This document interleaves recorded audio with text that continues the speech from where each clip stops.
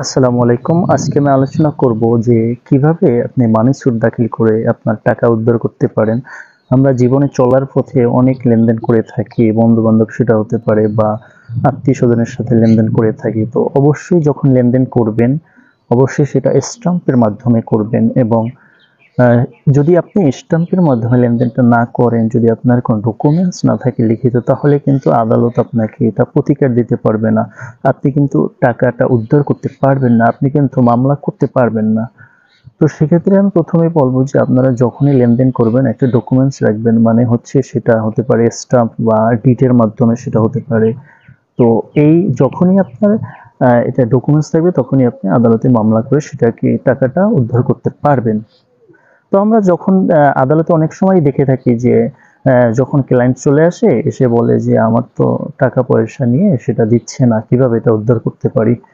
তো তখনই আমাদের বিজ্ঞ আইনজীবীরা করে থাকেন ৪২০ ধারা একটা মামলা করে থাকেন প্রতারণার এবং ৪০৬ ধারা একটা এই প্রতারণা আমার লোক ভাবে যে টাকাটা নিয়েছে সেটা আত্মসাতের একটা মামলা করে থাকেন। তো এই মামলা করে কিন্তু আপনি টাকা উদ্ধার করতে পারবেন না। ঠিক আছে। এই মামলা করে আপনি কি করতে পারবেন? সাধারণত এই ধারার অধীনে আপনি একটা শাস্তি দিতে পারবেন। ঠিক আছে? তো এই মামলায় এই ধারায় হচ্ছে মামলা করলে কি হয়? মানে এটা হচ্ছে যার বিরুদ্ধে মামলাটা করা হয় উনি হচ্ছে ভয়ে মান-সম্মানহানি হবে বা জেলের ভয়ে উনি হচ্ছে টাকাটা দিয়ে থাকে। তো এরকম যদি দিয়ে থাকে টাকা পরিশোধ করে থাকে তাহলে সেটা ভালো। কিন্তু যদি না করে আপনি কিন্তু এই সাধারণত কিন্তু আপনি এই ধারায় মামলা করে কিন্তু টাকা উদ্ধার করতে পারবেন না। ঠিক আছে?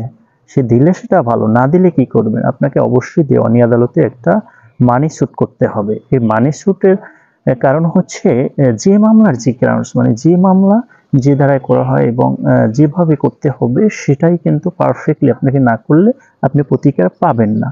তো সাধারণত মানি স্যুট করা হয়। তো মানি স্যুট করলে সাক্ষ্য প্রমাণের মাধ্যমে ডকুমেন্টস এর মাধ্যমে যদি প্রমাণ হয় তাহলে কি করে আদালত সাধারণত মানে অভিযুক্তের বিরুদ্ধে কি করে তো ওনাকে হচ্ছে একটা ডিক্রি দিয়ে থাকে অভিযুক্তের বিরুদ্ধে মানে বাদীর পক্ষে একটা ডিক্রি দিয়ে থাকে। ডিক্রি জারি করে থাকে যে টাকা পয়সা যেন মানে দিয়ে দেওয়া হয় বা উনি হচ্ছে টাকা পরিশোধ করার জন্য এটা একটা ডিক্রি জারি করে থাকেন। তো এর পরেও যদি আপনার পাওনা টাকা পরিশোধ না করে তাহলে কি করতে পারেন আদালত? আপনি কি করবেন? তো সাধারণত তাহলে আপনাকে যেটা করতে হবে আপনি একটা কি করবেন এই ডিক্রি জারিটার জন্য একটা জারি মামলা করবেন। ঠিক আছে? তাহলে এই ডিক্রি জারি মামলাটা করলে আদালত একটা ওনার বিরুদ্ধে গ্রেফতারি পরোয়ানা জারি করে ওনাকে সিভিল প্রিজনে নিয়ে ওখানে একটা আটকিয়ে ওনার এখানে টাকাটা আদায় করতে পারে যেকোনো কিছুর মাধ্যমে। ঠিক আছে? তো সিভিল প্রিজনে সাধারণত সর্বোচ্চ ৬ মাস কারাদণ্ড দিয়ে থাকে একজন যার বিরুদ্ধে মানি স্যুট করলেন আপনি। তো সাধারণত আজকে আমরা জানলাম যে কিভাবে আপনি টাকা উদ্ধার করতে পারেন সে সম্পর্কে জানলাম। যদি আপনাদের এই ভিডিওটি ভালো লাগে অবশ্যই শেয়ার করবেন এবং আমার চ্যানেলটি সাবস্ক্রাইব করবেন। ধন্যবাদ।